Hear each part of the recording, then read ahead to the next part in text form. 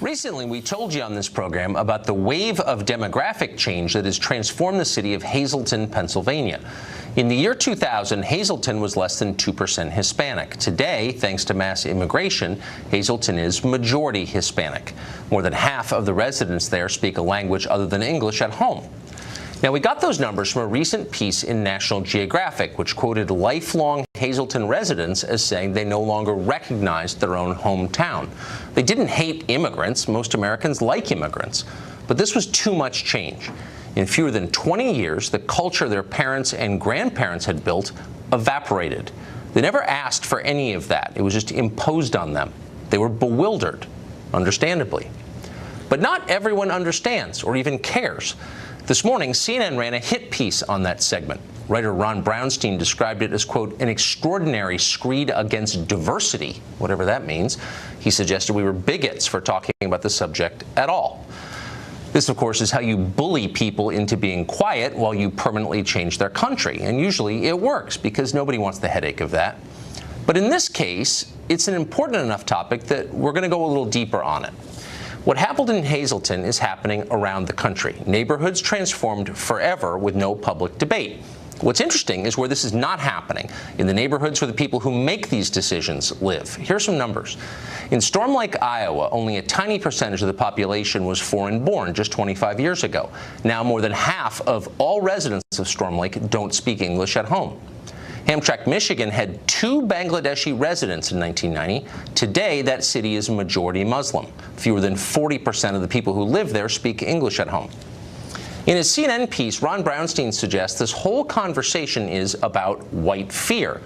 Liberals often say that. Almost always they say that, probably to hide the truth of it, which is that the starkest effects of mass immigration don't take place in white neighborhoods.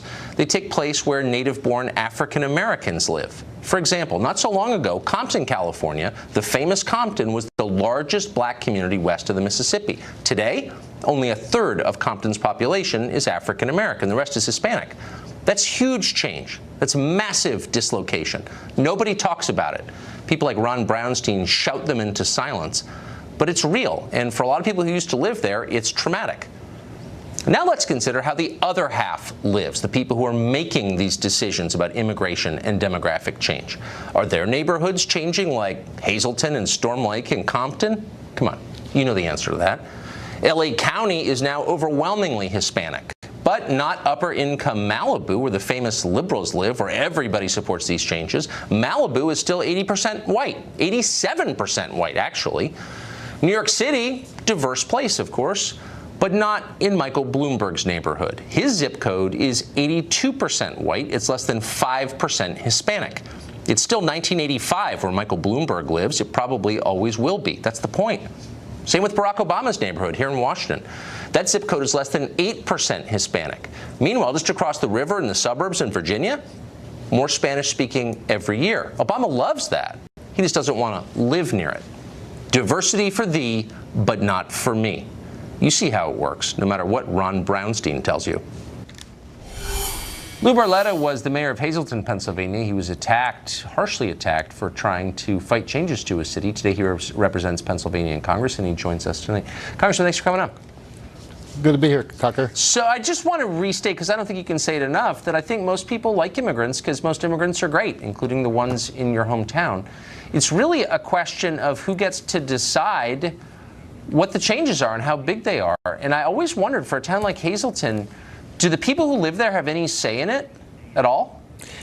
No, they didn't have any say in it, Tucker, and I was at the forefront of that issue in Hazleton, where we saw a very sudden migration of newcomers coming into the city with no real explanation as to why it was happening and why Hazleton.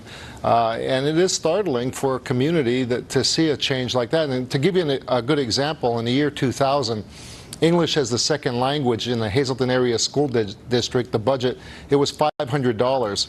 5 years later, it was $1.5 million. So that just gives you a glimpse of how fast it happened.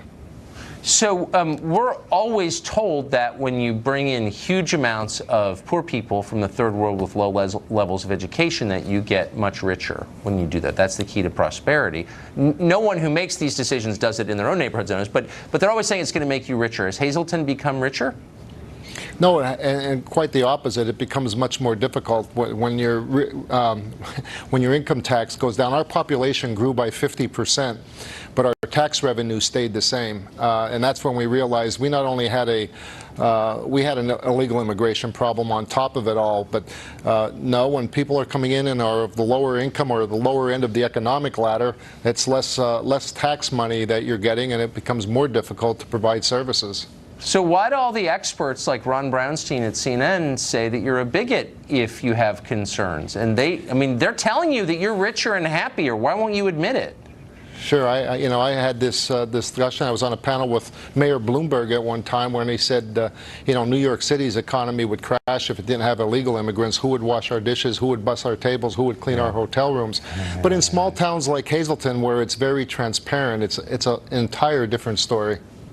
Yeah, it is. And I noticed that Michael Bloomberg's census tract in New York is like 5% Hispanic. So he's a hypocrite like the rest of them. You are not, though, Congressman. Thank you for joining us. Thank you. Thank you, Tucker.